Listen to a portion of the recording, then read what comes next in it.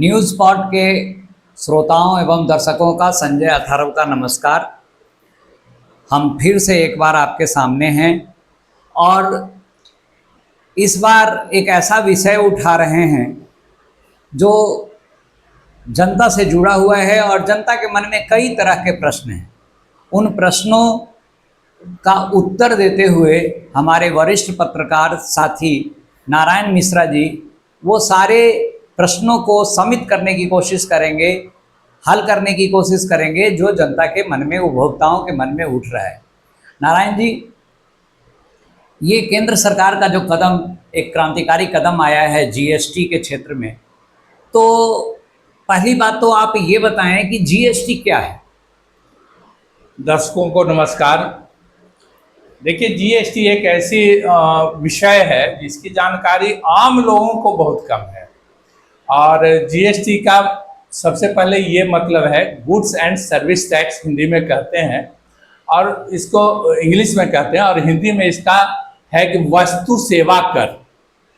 इसको इस तरह से समझा जा सकता है कि जो भी वस्तु किसी भी कंपनी में बनती है वो वहाँ से सीधे जब आती है किसी भी उपभोक्ता के पास, तो उस पर सरकार की ओर से जीएसटी लगता है।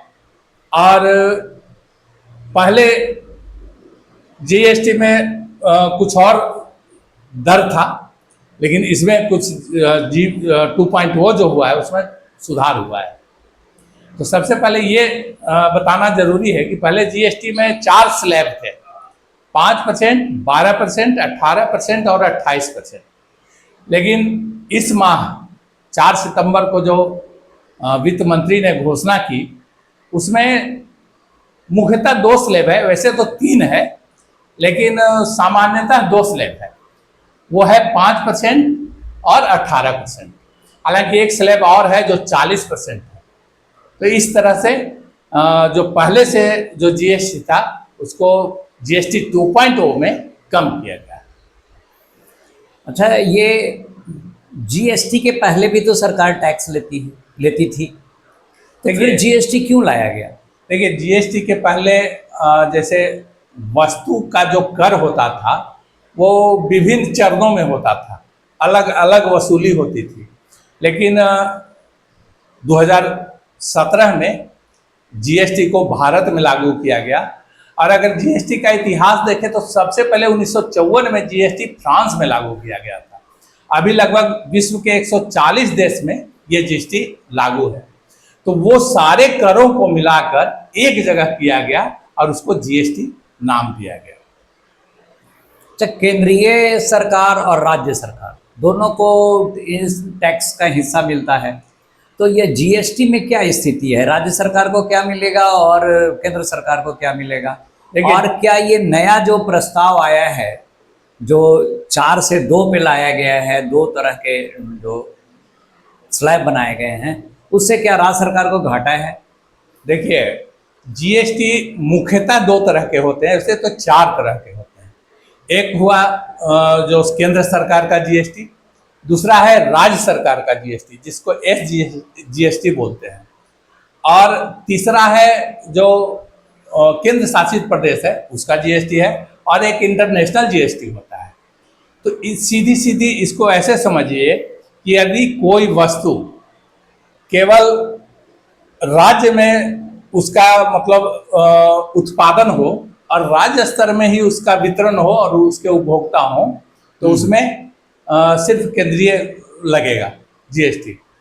अब जीएसटी में जो सुधार हुआ उसमें केंद्र सरकार का कहना है, और ऐसे भी जितने इसके विश्लेषक हैं वो कह रहे हैं कि आम जनों को पूरा का पूरा फायदा होने वाला है। मतलब ये मान के चलिए कि लगभग 90% जो वस्तु में जीएसटी था उसको कम किया गया है। इसमें बहुत सारे चीज़ों को जीएसटी मुक्त किया गया, बहुत सारे को 28% से 18% किया गया, बहुत को 18% से 5% किया गया, और सिर्फ कुछ ऐसी वस्तुएं हैं जिसका आम लोगों से मतलब नहीं है उसको बढ़ाकर 40% किया। नारायण जी, मैंने देखा है कुछ विपक्षी दल के जो ये हैं जिनकी सरकारें केवल राज्य में है, तो उनका कहना है कि केंद्रीय सरकार ने केवल अपना पक्ष देखा, राज्य सरकारों की उपेक्षा की है, इससे राज्य सरकार घाटे में जाएगी। देखिए, एक चीज़ और समझने की जरूरत है इसमें कि जो भी जीएसटी लगता है, मान लिया किसी वस्तु पे 18% जीएसटी है, तो 18% में 9% राज्य की हिस्सेदारी होती है और 9% केंद्र सरकार की हिस्सेदारी होती है। अब विरोधी दल जो उठा रहे हैं ये आवाज़, उनका कहना है कि यदि स्लैब में कमी किया गया, वस्तु के जीएसटी में जब कमी किया गया, तो राज्य सरकार को इससे नुकसान होगा। ये उनका कहना कुछ हद तक सही है, लेकिन इस पर जो केंद्र सरकार के वित्त मंत्री ने जो बताया, उनका कहना है कि जीएसटी कम होने से लोगों की जो खरीदने की क्षमता है, क्रय शक्ति जो है, क्रय शक्ति बढ़ेगी, और जब बढ़ेगी तो किसी भी चीज का जब बिक्री बढ़ता है तो आमदनी बढ़ता है। हाँ, बिक्री बढ़ेगा, और बिक्री बढ़ेगा तो इस तरह से उनका जो कमी हुई है उसकी भरपाई हो सकेगी। कुल जो आ रही थी राशि, बल्कि उससे बराबर या ज्यादा होगी, कम नहीं होगी। जी हाँ, और साथ में एक चीज और है, जब ये जीएसटी चूंकि 22 सितंबर से लागू होने वाला है, जब 6 महीने 8 महीने जब चल जाएगा, उसके बाद फिर से आकलन इसका करेगी केंद्र सरकार, समीक्षा करेगी और ये देखेगी कहीं ज्यादा नुकसान तो नहीं है। यदि राज्य सरकार को ज्यादा नुकसान होगी तो उसकी भरपाई अन्य तरह से किया जाएगा। अच्छा, केंद्र सरकार करेगी। बिल्कुल।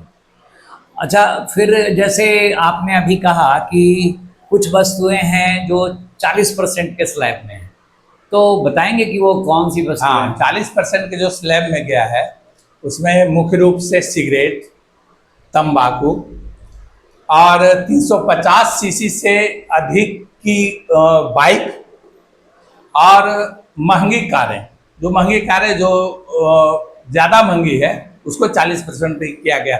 मतलब कि केंद्र सरकार की यह सोच है कि जो उच्च वर्गीय हैं उनको इससे प्रभाव पड़ता है तो उसको बियर कर सकते हैं, लेकिन निम्न वर्ग और मध्य वर्ग को जीएसटी का फायदा हो, उससे राहत मिले। अच्छा, कुछ उत्पादों का सरकार ने 0% कर दिया, उसके पीछे क्या है? देखिए, 0% में मुख्य रूप से जो खाद्य वस्तुएं हैं, जैसे पनीर, पिज्ज़ा और पढ़ने की वस्तु जैसे पेंसिल, नोटबुक, इसमें कमी किया गया, 0% किया गया। लगभग 70 तरह की दवाएं जो कैंसर या अन्य गंभीर बीमारियों से जुड़ी है उसका जीएसटी 0% किया गया। और एक जो लंबे समय से मांग चल रही थी बीमा पर, उसको भी 0% किया गया। तो बीमा पे 0% करने से क्या लाभ मिलने वाला है सोसाइटी को? जैसे देखिए, आम लोगों को ये बीमा जरूरी है। जैसे बीमा कई तरह का होता है, उसमें आप स्वास्थ्य मतलब बीमा रखिए, हेल्थ इंश्योरेंस, जीवन बीमा रखिए। जी। और स्वास्थ्य और जीवन बीमा को माना जाता है कि हर के लिए जरूरी है, और इसमें 5% से लेकर 18% तक जीएसटी था। जैसे यदि आप टर्म इंश्योरेंस लेते हैं या आप मेडिकल बीमा लेते हैं, मेडिकल इंश्योरेंस, तो उसमें 18% था जीएसटी। और अन्य में जीवन बीमा में भी अलग अलग था स्लैब, 5%, 4.5% भी था, 5% भी था, 18% भी था। तो ये सीधा फायदा हो लोगों को और आम हर लोग जीवन बीमा और स्वास्थ्य बीमा कर सकें, इसके लिए ये मांग लगभग 3 साल से हो रही थी। और उम्मीद थी कि जो नया मार्च में जो हुआ उसमें होना चाहिए था, लेकिन फिर बाद में मार्च में नहीं हुआ। और ये जब समीक्षा हुई फिर से जीएसटी की, तो उसमें बीमा को जीएसटी मुक्त किया गया। अच्छा, ये 4 स्लैब को जो 2 स्लैब में बनाया गया, तो 28% जहाँ लग रहा था जीएसटी, वो 18 लगेगा। तो क्या ये राशि जो घटेगी वो आम उपभोक्ता तक पहुँचेगी क्या? देखिए, ये जब वित्त मंत्री ने इसकी घोषणा की तो वहाँ पत्रकारों ने भी ये सवाल उठाया था कि जैसे जो जीएसटी में जो कमी हो रही है उसका लाभ सीधे उपभोक्ता को मिल रहा है या नहीं मिल रहा है, उसके बारे में क्या होगा। तो उन्होंने बताया कि देखिए, हम लोगों ने कंपनियों से भी बात की है और जो जीएसटी है उनसे उनको कोई नुकसान नहीं है, क्योंकि जो जीएसटी लगता है सीधे सरकार के खाते में जाती है। लेकिन ये हो सकता है कि ऐसा हो कि जीएसटी में 10% जहाँ कमी हुआ है, या जहाँ 18% की कमी जहाँ हो गई जिस वस्तु पे, उसका लाभ उपभोक्ता का न मिलके कंपनियां अपना दाम बढ़ा ले, तो उसके लिए वित्त मंत्री ने आश्वासन दिया है, लोगों को आश्वस्त किया है कि हम इसके लिए भी मॉनिटरिंग करेंगे और ये देखेंगे। और साथ में देखिए एक चीज़ और है माफ कीजिएगा, कि आम लोग भी अब काफ़ी प्रबुद्ध हो गए हैं, और यदि ऐसा कोई कंपनी करती है तो इसकी आवाज़ उठेगी, और जब आवाज़ उठेगी तो उन पर कार्रवाई भी होगी। अच्छा, इससे भारत को क्या मिलेगा? देखिए अभी आपने देखा अमेरिका का जो बढ़ाया उसने अपना टैरिफ तो टैरिफ से, देखिए टैरिफ भी एक बहुत समझने की चीज है कि टैरिफ उन वस्तुओं पे लगाया जाता है, जैसे मान लिया यदि भारत अमेरिका से कोई सामान आयात करता है तो आयात पे टैरिफ लगाया जाता है। तो यहां से यानी कि अमेरिका से जो सामान आएगा उस पर भारत सरकार टैक्स लगाएगा। हाँ, उसका कोई प्रभाव इस टैरिफ से नहीं होने वाला नहीं। लेकिन यहां से जो निर्यात होता है वहां, यानी कि वो जो अमेरिकी टैरिफ लगा उससे निर्यातक प्रभावित हो। बिल्कुल बिल्कुल। और जीएसटी को जब कम किया गया तो हर चीज में जीएसटी कम हुआ है। जैसे आप इसको ऐसे समझिए कि यदि कोई मोबाइल बनाता है, मैं एक उदाहरण दे रहा हूँ, कोई मोबाइल बनाता है तो इसके लिए कच्चा माल जो भी विदेश से आता है उस पर सरकार लगाती है टैक्स, तो जीएसटी फिर लगता है उस पर, जीएसटी जो इंटरनेशनल जीएसटी लगता है। यदि इसकी मतलब कम कर दिया जाए, इसके आयात शुल्क जो हुआ जीएसटी अगर कम हुआ, तो अब जब हम निर्यात उसको कर रहे हैं तो वो कंपनी को फायदा हो रहा है उससे। मतलब अगर निर्यात में कमी हो रही है और हमें टैक्स में छूट मिला तो उससे कुछ राहत होगा। अच्छा, वो मतलब टैरिफ जो है, जो टैरिफ से ये खर्चा इनका बढ़ रहा था, वो जीएसटी के कम होने से निर्यातकों को राहत मिलेगी। एक बात और है इसके साथ में कि जैसे अभी भारत विश्व की चौथी अर्थव्यवस्था है और प्रधानमंत्री की घोषणा है कि आने वाले कुछ ही वर्षों में हम पांचवी या चौथी और आने वाले कुछ वर्षों में हम तीसरी अर्थव्यवस्था बनेंगे। तो ये उस इसके जो विश्लेषकों का कहना है, और इसके विश्लेषकों का ये कहना है कि यदि जो जीएसटी कम किया गया है उससे भारत की अर्थव्यवस्था भी ज़्यादा मजबूत होगी। और एक इसका आसान सा उदाहरण ये है कि जब से जीएसटी को कम करने की घोषणा हुई, शेयर मार्केट बढ़ा। आपने जो अभी बताया कि भारतीय अर्थव्यवस्था जिस तरह से चल रही है, जल्दी ही तीसरी अर्थव्यवस्था बनेगी। बिल्कुल। तो आप क्या समझते हैं कि ये जो अर्थव्यवस्था बढ़ रही है, भारत की अर्थव्यवस्था जो मजबूत हो रही है, उसमें बूस्टर क्या मिलेगा? क्या वो उससे होगा जिसके कारण तीसरी अर्थव्यवस्था की तरफ हम तेजी से आगे बढ़ जाएंगे? देखिए, सबसे बड़ी बात है कि यदि हम भारतीय चाह जाएं, मतलब हम भारतीयों का एक केंद्र सरकार का भी एक आह्वान है कि स्वदेशी अपनाएं।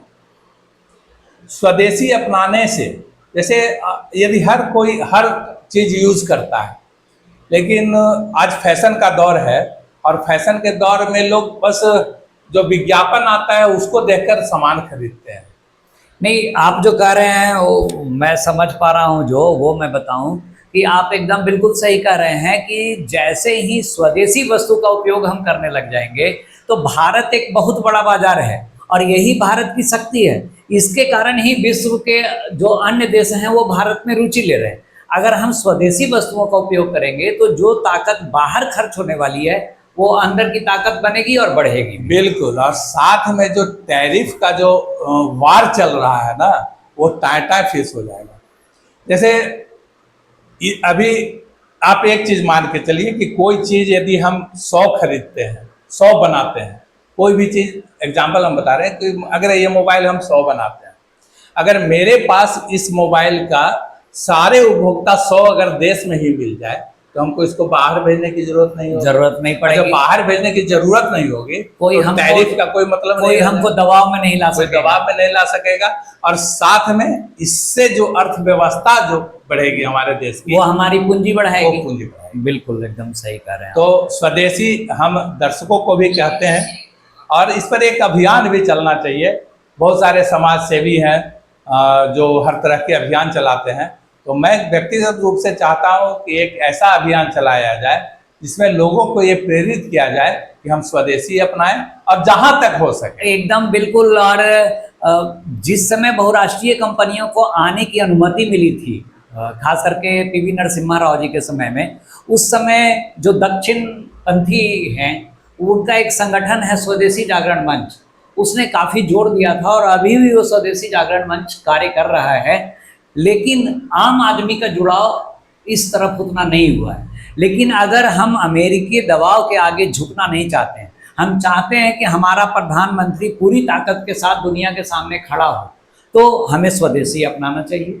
अमेरिकी दबाव ही नहीं, किसी भी देश का दबाव जो है वो कम होगा और वो नगण्य होगा यदि हम अपना स्वदेशी अपना। बिल्कुल, आपने एकदम सही कहा। बल्कि आज के कुछ एक साल पहले चीन को भी हम लोगों ने स्वदेशी हथियार से ही पराजित किया था पराजित या दबाया था। या दबाया था, ये बिल्कुल। मजबूर किया था। बिल्कुल। अमेरिकी सामान से पूरा बाजार पटा हुआ था, और जब हम लोगों ने स्वदेशी अपनाया तो मजबूर हो गया चीन। वो कहाँ निर्यात करता, कौन दुकानदार उससे लेगा, कौन आयातक लेगा। तो ये तो आप सही कह रहे हैं कि ये बहुत और उस अच्छा अभियान के बाद बहुत सारे सामान जो भारत में बनने चाइनीज थे उनसे दूर हुए लोग और स्वदेशी को अपनाया भारत में। तो इसको विस्तार रूप देने की आवश्यकता है। और यदि हम ऐसा कर पाते हैं तो तीसरी नहीं, हम दूसरी अर्थव्यवस्था बहुत जल्द बन सकते हैं। ये बड़ी अच्छी बात कही आपने।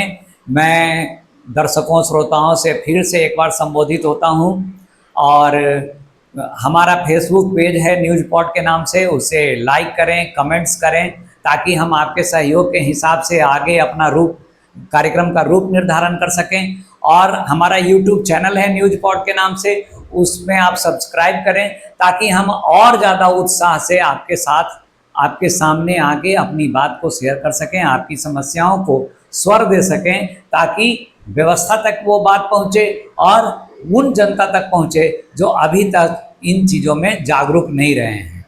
धन्यवाद, नमस्कार। फिर अगले कार्यक्रम में मिलते हैं हम अपनी जोड़ी के साथ, संजय अथर्व, नारायण मिश्र।